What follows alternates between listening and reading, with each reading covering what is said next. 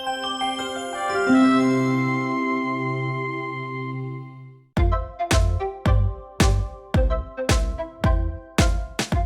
everybody, Dr. Deom here at the beautiful Hazleton Eye Specialists on Airport Road in Hazel Township, PA, and I'm coming to you to tell you about some new exciting things. First of all, I want to kind of review our locations because we have just been growing and we are so excited to spread our passion for eye care to multiple locations throughout northeastern and eastern central Pennsylvania. So, first on the docket is Tannersville, Pennsylvania, formerly located in Stroudsburg. It's why we actually call it Stroudsburg Eye Specialists in Tannersville. Beautiful location, totally redone just a few years ago.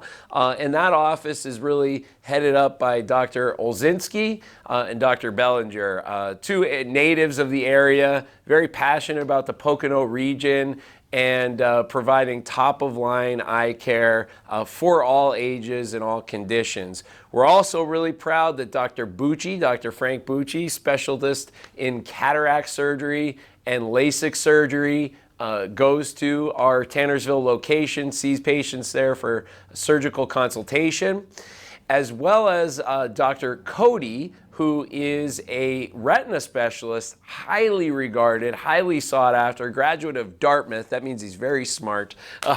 And he is just a wonderful surgeon and retina specialist. So that means, if you are driving hours to get injections and then waiting hours to get an injection for macular degeneration or diabetic retinopathy, we have a fantastic retinal surgeon doing injections and laser treatments right there in Tannersville. We're located on Route 611, right down the road from the outlet, so you could go spend a little money, stimulate the economy, and go ahead and get your eyes examined and pick out some great new frames and lenses also. So check out our Tannersville location. Of course, Dr. Kislin is also there. So that's was our second location, Hazleton being our primary location, Tannersville being our second. Third on the list, close to my heart, is the Pottsville location. Pottsville, we absolutely love Schuylkill County. We love Pottsville and all the folks in the Schuylkill County area, just hardworking, salt of the earth. I don't know if I ever said, but really we started that office because my wife is from southern Schuylkill County and she has family in Coltmont and Mount Carmel, and we just saw a huge need for the quality eye care that we provide in that area. And so we're very proud to have Dr. Saran and Dr. Connors. They're actually husband and wife. So we're happy to have the husband and wife duo there in Pottsville a lot of the time. And we're also really excited that Dr. Courtney McCall is there now a couple days a week. She is a local.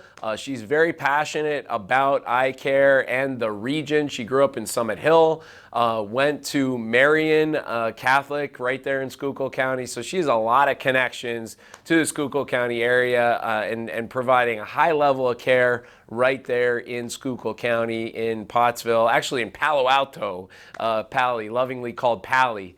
And we're really excited to have that office up and running and just offering a very high level of care to the Schuylkill County residents. We also have specialists at our Pottsville location. So we have Dr. Bucci, again, our cataract surgeon, doing LASIK and cataract consultations right there in Pottsville, as well as a retina specialist that many of you know from Hazleton. Took a little hiatus, some family overseas, went and saw some of his family overseas, spent some time there, and now he's back. And so I'm talking about none other than Dr. Sachin Patel. Absolutely love him. So if you saw him before or sad he left, he's back. And so he's seeing patients in our Pottsville location. We're very excited about that. And you can see him there for all your medical retina needs, which means injections for dry macular degeneration, injections for wet macular degeneration, and laser procedures for things like diabetes, as well as retinal vein occlusions and artery occlusions. So we're very excited to have that offering there. Beautiful parking. If you're going to an eye care facility in the Pottsville region, I know there are several, really have a tough time with parking. We're so excited. We have this huge parking lot. It's a beautiful location. We've really put a lot into Pottsville Eye Specialists. So if you're in the Schuylkill County area, check it out. You're going to love it. Next on the docket is Nanticoke Eye Specialists. Nanticoke Eye Specialists came to us, in a way that was a little bit sad. Dr. Evans, who is a friend of ours, a friend of my family, a friend of this practice for many, many years, and just a stalwart advocate for his patients and the practice of optometry. Was a past Pennsylvania Optometric Association president, passed away unexpectedly. We were so proud to be able to take that location over and carry on his legacy. So this is our first opportunity to venture into the Wyoming Valley area, and boy are we excited about that. What an opportunity to bring our level of care to the Wyoming Valley region. So if you're in the Hunlock, Chickasha, Plains, Plymouth, Edwardsville, and Nanticoke region, we have open appointments there, and we'd love to invite you there. That office is led by Dr. Ali Wylam, Hanover area resident, Hanover graduate, and someone who's really passionate about the area. New graduate, just a top-notch doc, and you'll absolutely love her. Newest on the docket, and first time I've ever saying it out loud, is Bangor Eye Specialists. So if those of you that don't know, Bangor is a beautiful little town next to Roseto, which was initially settled by Italian immigrants years ago. It's in between the Pocono region and Bethlehem, right off of Route 33, not far from Wind Gap. And so we're really excited to be, entering into, Bangor, Pennsylvania. Beautiful location. Again, a really hardworking gentleman by the name of Dr. Noack has decided to retire. He's going to stay on with us for the next year to two. And Dr. Bellinger from Stroudsburg is also going to be going down to the Bangor area and seeing patients there. So 5 locations. We have 9 doctors of optometry between our 5 locations. Of course, we have Hazleton Eye Specialists, and the newest thing in Hazleton is that we're going to be expanding our office. We're going to be expanding. We're going to have a little more room in our waiting area. We're going to have 3 more exam lanes, and we're going to offer a brand new treatment suite for dry eye. So this is really exciting. We're going to have a beautiful room, a beautiful treatment room for dry eye. We're going to have an expanded area for vision therapy. And so, really all of the locations have wonderful things to offer and some new things as well. And the thing I want to talk to you about today when we come back from this break is a great new assessment tool that we have for dry eye, first in the region, and going to really help our ability to treat you more successfully for dry eye. Stay tuned. We'll be right back.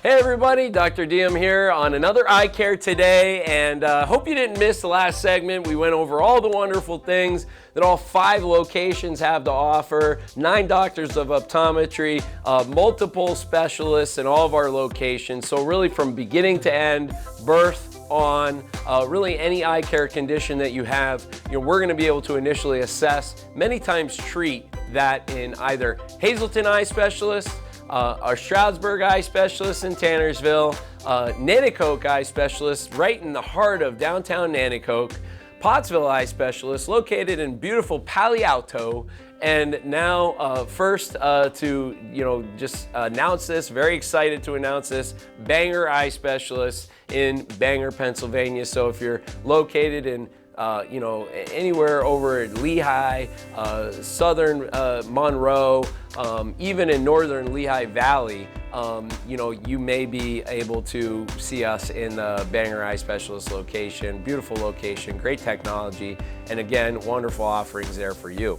The last thing I said when we broke for the break was that we were going to be expanding our Hazleton location, and we're very excited about that. And one of the things that we're going to be doing is offering a expanded, really top-of-the-line dry eye treatment room. So from other videos that we've done, other eye care todays, we focused on some of the treatments that we do for dry eye. So, beyond eye drops, there's lots of different things that we can do for dry eye. And so that is going to be, an area that we're focusing on. But I want to step back for a second and talk a little bit more about dry eye. We've talked about it many times on Eye Care today, but it's been a little while, so we're gonna hit on it again, okay? So dry eye is I think, misnomer. And so what I mean by that is that it's an oversimplification. It's a very complicated condition, and really it's what we call multifactorial. And what multifactorial means is that there's many factors that can ultimately result in the symptoms we often associate with dry eye. So what are some of those factors? Some of those factors might be medicines you take. So some of those things may be anti-allergy medicines, very common. I would say 70% of the patients that I see report to me that they take a daily anti-allergy medicine. They've been told, by their primary care doctor, maybe an ENT, to go ahead and do a daily anti-allergy medicine. Maybe they have a chronic allergy to mold or, the change in seasons, and the doctor said, just go ahead and do that. The only issue with this is that it decongests you, it dries you out, it dries out your mucous membranes, and it dries out your eyes. And so while it may help your sinuses, it may help you breathe better, it may help you sleep better, it may also be drying out your eyes. So that's a risk factor for developing dry eye, one of the factors we consider. Another medicine is an antihypertensive medicine. Very common condition is hypertension or elevated blood pressure. One of the primary contributing factors to heart disease and stroke.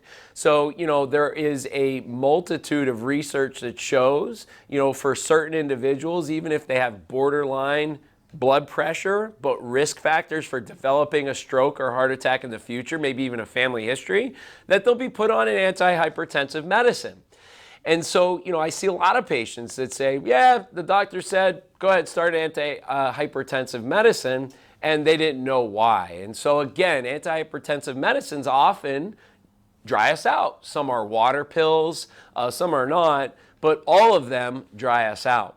So that's another big one, a risk factor for developing dry eye without even really realizing why it may be that that's happening. The other category that I look at as a large swath of patients, takes this medicine is not necessarily well understood, but we know that it causes dryness, and that's the antidepressant category. So antidepressants are used both on-label and off-label to help with neurotransmitters in our brain. One of the biggest categories is what we call selective serotonin reuptake inhibitors, or SSRIs. Large category of medicine taken by many people for many different reasons, way beyond depression. And so the antidepressants are another large category. This is a factor, again, medicines we take that can contribute to the symptoms of dry eye. Another factor is the conditions that we have. So not only the medicines that are treating the conditions, but the conditions themselves. Probably the biggest condition that can contribute to dry eye that is very, very common, and probably, up to 30 to 50% of the patients that we see on a daily basis have this condition, is diabetes. Diabetes can result in reduced production of tears. We don't totally understand why this is either, but we know that it is true. We also question whether or not it has to do with the medicines that people take as a result of having diabetes. But there is many, many research papers out there that show that having diabetes, not only the medicine we take, but having diabetes can contribute to dryness. We think that a large reason why this is because diabetes affects the nerves in our body, and it affects our sensation. So too much sugar in the blood is damaging to our nerves in our body. And we have really, really tiny, very delicate nerves in our eye and in the front of our eye. And so we think too much sugar in the blood can contribute to damaging the sensation that's produced by our eye. And that sensation results in a feedback loop that tells our tear-making glands how much tears to make. So that's one theory why diabetes can result in dry eye. So the conditions that we have, diabetes, the other large category of conditions is autoimmune or inflammatory conditions. Very often I see patients come in and say, I've got an achy back, I've got, sore joints, they show me their hands and they're all gnarled and swollen, and they have some sort of autoimmune or inflammatory condition, number one being rheumatoid arthritis. So again, these inflammatory conditions send inflammatory markers that circulate throughout our entire vascular system and have the propensity to affect our body in various ways. So autoimmune or inflammatory conditions are another category of high-risk conditions that affect dry eye. The last is a more specific, more rare condition, but it's what we think about, from an eye care perspective when we think about dry eye, and that's Sjogren's disease. Sjogren's is a very specific condition that has inflammatory markers in our body that attack the lacrimal gland. The lacrimal gland is a gland that's above our eye, it's P-shaped, and it produces a large majority of our tears. And so Sjogren's attacks that. It also attacks our salivary gland. So people with Sjogren's have dry eye and dry mouth, and a multitude of other conditions could affect digestion and our GI system. So that's another one. And so the other big category that I think of when I think about dry eye is family history and environment. Family history, because now we've had decades upon decades of treatment of dry eye. So 20 years ago was when cyclosporin or Restasis came out. That's really what started the whole revolution behind dry eye. Well, we have a condition, we have a treatment, let's start to diagnose this better. Now we have 20 plus years of having that medicine. So now we have grandparents and parents, siblings that have been treated with dry eye, and their children are looking at their parents saying, I don't want that condition. So, looking at your family history is another risk factor we look at for whether or not you may in fact have dry eye. So we've talked about a multitude of factors that contribute to having dry eye. On the way back, we're going to talk about our ability to diagnose dry eye and the tools we use to do that, including one brand new tool that you'll see in all of our locations. Thanks for watching. Hey everybody, Dr. Deom back here on another Eye Care today. Again, don't forget our 5 locations: Hazleton Eye Specialists, Tannersville or Stroudsburg Eye Specialists, beautiful location in Pocono region. Pottsville Eye Specialists, located in the beautiful Schuylkill County, a place near and dear to my heart. Got to get some kielbasa at Kobolonics. It's a great place. It's some free marketing for you guys. And Nanticoke Eye Specialists, one of our newer locations. Boy, are we excited to be in the Wyoming Valley area. A bunch of openings there, so please, if you're in that area, give us an opportunity to help take care of you and your eyes. Maybe try a new facility, new way of taking care of you, and carrying on a legacy in Bangor, Pennsylvania with Bangor Eye Specialists, and that is with Dr. Christopher Noack. He's been there for 20 plus years. Great doctor, great level of care, already has great technology there, beautiful location. We're really excited to be talking about Bangor Eye Specialists. So on our first segment, we talked a little bit about the fact that we're expanding our Hazleton location. One of the things we're going to be doing in that expansion is creating a treatment room. So we're really excited about that treatment room and the opportunity that exists to, again, provide a higher level of care we're already doing right now, which surpasses any other eye care facility in the area by a lot. And what are some of the things that would land you in that treatment room? So we talked about medicines that we could take that would contribute to dry eye. We talked about conditions that we have that can contribute to dry eye, and the fact that having a family history of dry eye can also contribute to having dry eye. So what are some of the things that we do? Well, first is just asking you the question, do your eyes ever get itchy, burny, scratchy, teary, or dry? This is another important one. Do your eyes ever look red? And does anybody ever tell you your eyes look red? Because, that may be your eye's way of telling you that something isn't right. That's your eye's way of telling you that there's inflammation and we need to address that. So that's the first thing, just the intake. Now, if you say, yes, I do have one of those things, then one of our technicians is automatically going to do a tear sample test on you. We have 2 of them that we do. Again, only ones in the area to do that. First is an osmolarity test. So this is what that test looks like. An osmolarity test is a small device that takes a very, very microscopic sample of your tears and measures the components of your tears. There's more than 2,000 unique molecules in your tears. Antibodies, immunoglobulins, enzymes, oil, water, mucus, many different things. It's actually been compared to mother's milk in some respect. It's very hard to duplicate, the exact makeup of the tears. It acts to fight off pathogens, and that homeostasis of the tears, the right molecules in there, is very important to the overall health of the front of your eye or your cornea and conjunctiva. And so we measure the concentration with this osmolarity test. Osmolarity isn't a word that's specific to this test. It's simply a word that means concentration. And so we want to see what the concentration is. If it's too concentrated or too saline, in other words, salty, that indicates that there's not enough liquid, too dry. The other test that we do is a test that's called inflammadry. An inflammadry test is a test that looks for inflammation in the tears, and it looks for a very specific marker of inflammation. This is what the inflammadry test looks like. We have a negative and a positive. The negative, I joke with patients, I say, good news, your eyes aren't pregnant, because it looks like a pregnancy test. And, there's one line that tells us we got enough of a sample, and then 2 lines, if there is, in fact, inflammation in the tears. And the degree to which that second or red line that you see there is red gives us some clue as to how inflamed the eye is. Now, the tears change over second to second, minute to minute, definitely day to day. And so these are tests that offer us a perspective of the quality of your tears at a snapshot in time.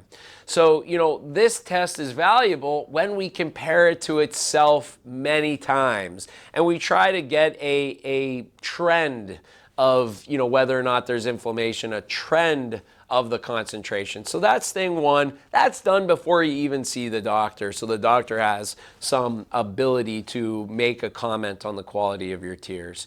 Thing 2 is looking at how you're seeing in the exam room. So our technician's going to ask you to read the letters on the eye chart. One of the things that happens all the time with reading the letters on the eye chart, you see the eye chart here, OFLC3. That's our 20/30 letters. And a lot of times people go OF and they say they can't read the rest of them. Well, what's going on there is that their tears are drying out. It didn't tell us that the second half of the letters on the chart are blurrier than the first letters on the chart. It tells us that while you're looking up there, in that 5 seconds it took for you to read those 5 letters, your tears evaporated. And that shouldn't happen. So that's an indication to us that there's some dryness, and it'll tell our staff, hey, there's something we need to look at here. Once you are seeing the doctor is going to instill 2 stains onto the eye. One, to look for dead cells on the cornea. It's called fluorescein, and this is what, that looks like. And 2 is called lissamine, and lissamine is going to look for dead cells on the white of the eye. And this is going to give us an indication as to whether or not those tears are evaporating, whether or not we do in fact have dry eye. Our new technology is this Firefly slit lamp. A slit lamp is a device that we use to assess the front of people's eyes. So when you come into the room, when you come into any one of our exam rooms, and really for any exam whatsoever, whether it's for macular degeneration, whether it's for dry eye, whether it's for pink eye, we're going to use a slit lamp. It's a special microscope with a special light. The Firefly slit lamp, again, we're the first ones in the area to have this, has a super high quality camera, better than any other one we've had in our office before.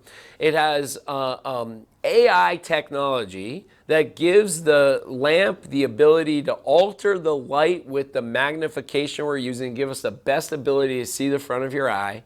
And the cool thing is it then projects right up onto a screen. So you're able to see what we see, and we could then better communicate to you what we're seeing and what it looks like every time you're here. So that new technology we're going to show you some pictures about here is really very exciting. 80% of individuals have some form of oil deficiency in their tears as a contributing factor to why it is they're dry in the first place. And so for the first time ever now, with this new Firefly slit lamp, we're able to look specifically at these oil glands with these great pictures called meibography pictures and assess whether those meibomian glands are healthy. Healthy meibomian glands should be straight and robust and packed in together like this picture. Unhealthy meibomian glands have this kind of crooked or weaving snake-like appearance, and we call that tortuous. And very unhealthy glands are shortened or gone completely. And so this gives us the ability to actually look behind the curtain, so to speak, in your eyelid, through your tissue, through the skin, to actually see, what is the health status of these meibomian glands, and then set you up for a treatment that may be right for you. So really excited to introduce the Firefly slit lamp, which is going to be able to help us better diagnose oil deficiency, meibomian gland dysfunction here in all of our locations. Thanks for tuning in to another Eyecare today. We hope to see you real soon.